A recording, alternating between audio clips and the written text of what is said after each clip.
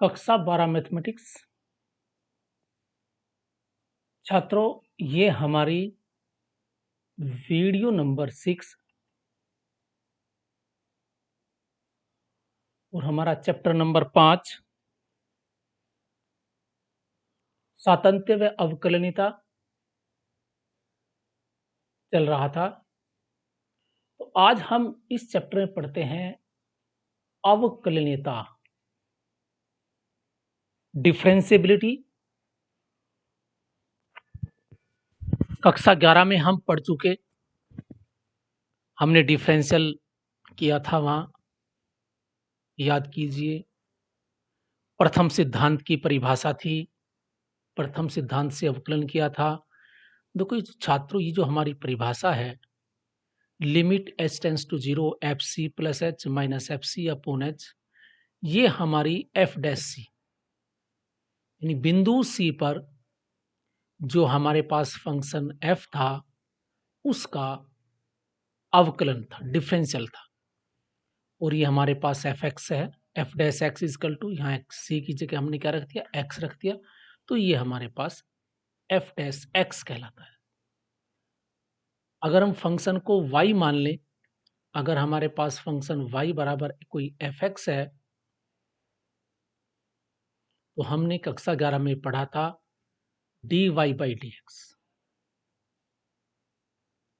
अर्थात d upon dx जो पढ़ा था हमने, याद कीजिए, ये एक ऑपरेटर था जिसे हम क्या कहते थे, x अक्ष के सापेक्ष अवकलन। किसी फलन का अगर हम यहां y लिख दें तो dy बाई डी एक्स, तो ये हमारे पास था y का x के सापेक्ष अवकलन, differential with respect to x। तो ये हम कुछ कक्षा 11 में पढ़ चुके। ये प्रथम सिद्धांत की परिभाषा थी। यही लिखा है D by d x F x, वही एक फलन एफ एक्स है जिसका डिफरेंशियल हमने विद रेस्पेक्ट टू एक्स किया है, डी अपॉन डी एक्स। एक ऑपरेटर है जिसे हमने एफ डैश एक्स भी कहा था। इसने कहा यदि y बराबर एफ एक्स है तो d y by d x, इसे हम वाई डैश भी लिख सकते हैं। वाई डैश का मतलब यहाँ ये अंडरस्टूड है इस डैश का, इसका अर्थ है d y by d x. इसे हम x के सापेक्ष एफ एक्स का अवकलन। फिर हमने कुछ परिभाषाएं पढ़ी थी, कुछ इसके नियम थे। योग में था, अगर हमें दो फंक्शन का अवकलन करना है तो उनके हम अलग अलग कर सकते हैं, योग में यदि हैं। गुणन में था, अगर दो फंक्शन की प्रोडक्ट थी तो प्रोडक्ट रूल था। अगर हमारे पास दो फंक्शन है तो पहले फंक्शन का डिफरेंशियल, दूसरा फंक्शन हम ऐसे रख देंगे मल्टीप्लाई में प्लस, फिर जो पहला फंक्शन रहेगा सेम ऐसे ही और दूसरे का हम अवकलन करेंगे। फिर भाग विधि थी, एक भागफल नियम था। ये हमारे पास अंश और ये हर का स्क्वायर, अंश का डिफरेंशियल, हर ऐसे ही माइनस, फिर हम अंश ऐसे रखेंगे और हर का डिफरेंशियल, और यहाँ ये कहा कि हर जो है 0 नहीं होनी चाहिए। हमने कुछ फॉर्मूले भी पढ़े थे। हमने x की पावर n का डिफरेंशियल पढ़ा था, वो था n x n माइनस 1। जैसे हमें x स्क्वायर का डिफरेंशियल करना था तो हमें क्या करना था, इसका डी बाई डी एक्स करना था विद रेस्पेक्ट टू x, क्योंकि डी बाई डी एक्स मतलब ये x का कर रहा है।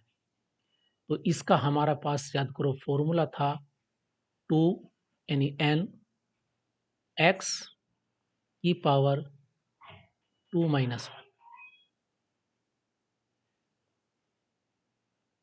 तो ये हमारे पास हल करके आया था इक्वल टू 2x, अर्थात 2 माइनस 1। तो ये हमारे पास फलन था, ये हमने पढ़ा था इस। तो x की पावर n, जहां n एक इंटीजर है तो n xn minus 1। Sine x का डिफरेंशियल पढ़ा था, ध्यान रहे जहां साइन x ही होना चाहिए तो साइन एक्स का डिफरेंशियल कोस एक्स है, हम पढ़ चुके। कोस एक्स का डिफरेंशियल हम पढ़ चुके, minus sine x. Ten x का डिफरेंशियल हम पढ़ चुके, सेक स्क्वायर एक्स। ये कक्षा 11 में हम इनका अध्ययन कर चुके हैं। अभी हमने इससे पहले चैप्टर में लिमिट पढ़ी। यदि किसी फलन की किसी बिंदु पर लिमिट का अस्तित्व नहीं है तो वो फलन भी अवकलनीय नहीं होगा। तो हम किसी फलन की दाएं पक्ष की सीमा, बाएं पक्ष की, ये हमारे पास क्या है, एलएचएल है।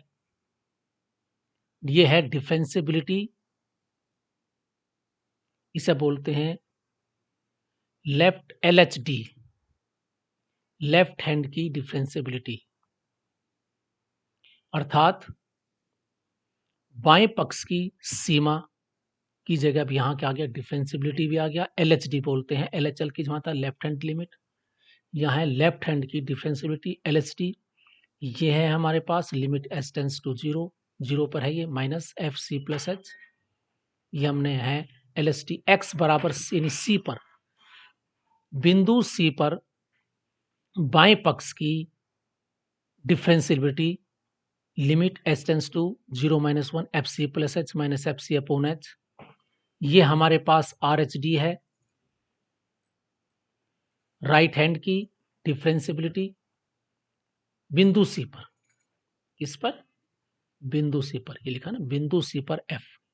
तो limit h zero h tends to zero plus, zero plus का मतलब है right hand, f c plus h minus f c upon h. परिमित ये दोनों आपस में एल एच डी बी और आर एच डी यदि समान है तो फलन जो है हमारे पास अवकलनीय है। अगर हमने सी बिंदु इस इंटरवल में लिया है तो ये अवकलनीय कहलाता है। इसी प्रकार यदि फलन किसी बिंदु सी पर अवकलनीय है तो वह उस बिंदु पर भी सतत होगा। ये एक प्रमेय है। यदि कोई फलन बिंदु सी पर डिफरेंशिएबिलिटी यदि है तो वो उस बिंदु पर कंटिन्यूस भी होगा, सतत भी होगा। अर्थात हम यहां कह सकते हैं प्रत्येक अवकलनीय फलन सतत होता है। प्रत्येक अवकलन यदि कोई फलन डिफरेंशिएबल है तो वो कंटिन्यूस होता है। लेकिन इसका विपरीत सत्य नहीं है। इसका उपयुक्त कथन का विलोम सत्य नहीं है। इसने एक एग्जाम्पल से दिया है। फलन सतत है लेकिन हमारे पास वो अवकलनीय नहीं है।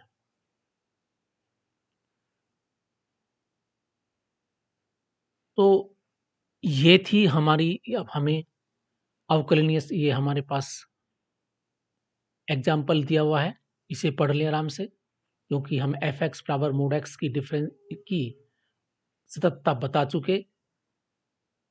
यहाँ बाएं पक्ष की निकाली हुई है, दाएं पक्ष की निकाली हुई है।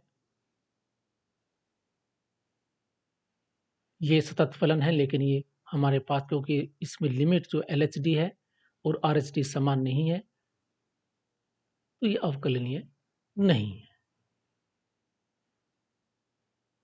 तो ये थी हमारी video number 5। Thank you, have a nice day.